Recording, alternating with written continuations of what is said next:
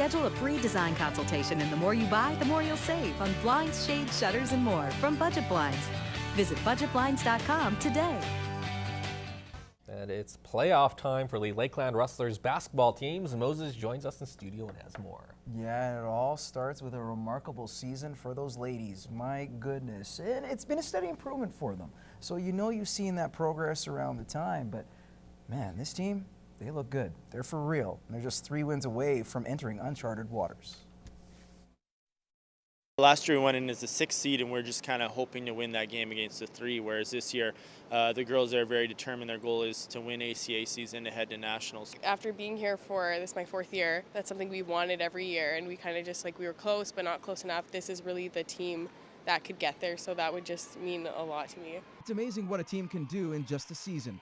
The Lakeland Rustlers are tops in the league, finishing with a program record 22-2. All thanks to one key contributor. The difference this year is our depth is tremendous. I think especially at the point guard spot. Last year we were really weak. This year I think that's one of our strengths, and with the girls coming off the bench, they all score, they can all rebound, and I think everyone's kind of bought into what we're trying to do and playing a role for us. Players like Amber Irvine have come with loads of championship experience, having won a CIS title. Sometimes in practice, us veteran players can get into each other, and so they see that and see how we're trying to up the intensity of practice, and that's what you need because playoff games are going to be really intense. And if you see us that going on in practice, then the practice intensity goes higher and kind of replicates what a playoff game will be like. Another factor has been the play of Cameo McCurley, one of the veterans who's become more of a presence this year, understanding the heartbreak that followed in previous seasons. I think I am more aggressive now, but I think I also get a little more hyped up in these games this year. I think as you've seen probably a couple times, but yeah, I think that's something that's changed over the years. So I think that'll be something we need to all have these next games, is come in aggressive and push some girls around. Despite all the success, there is an understanding amongst the players that this team is still beatable and that in a one-game playoff, they can't afford to let off the gas pedal. I think it's still in the back of my mind. You know, you can't just go in thinking you're going to win all the games, but to go out like that this year would just be, I think, devastating because we've set ourselves up pretty much for exactly where we want to be. So to kind of lose out now would just kind of make us feel like we worked so hard for nothing. There's been a target on our back every single game, so we've faced a lot of teams' best kind of punch every single time out. So I think our girls should be prepared. And as you mentioned, though, anyone can play good on any given game. So hopefully we come out and be consistent all weekend. The ladies will be playing St. Mary's tomorrow at 3 o'clock. Meanwhile, the Lakeland Rustlers men's basketball team are off to Fort McMurray for their provincial run. The team placed 3rd in the North with a record of 14-10, their first winning record in 3 seasons. The Rustlers will face one of the most prolific offenses from Lethbridge College, who boasts 6 players averaging double digits in points. They get underway tomorrow afternoon at 1 o'clock.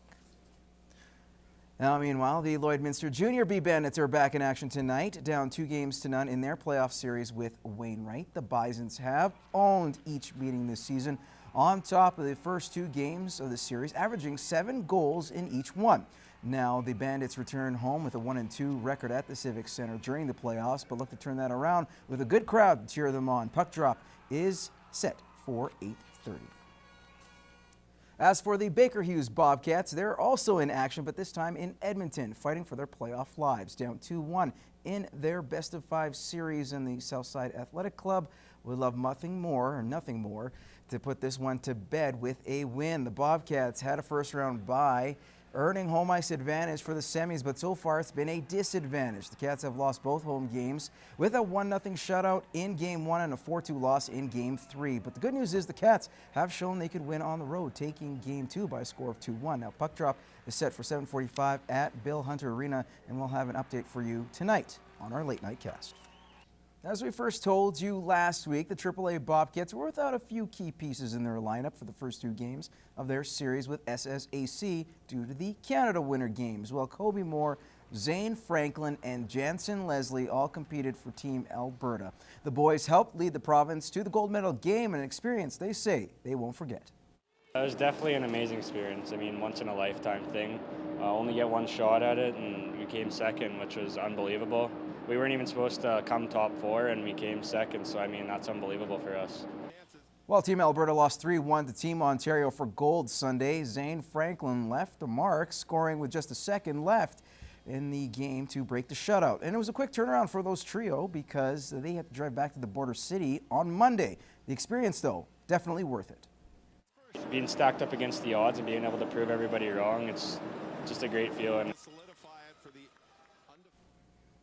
Now, beginning tomorrow, the best high school curling teams will converge at the Lloyd Golf and Curling Center for the 4A Provincials. Now, 3 teams will be represented by the host Lloyd Comp Barons, a men's side, women's side, and a mixed team.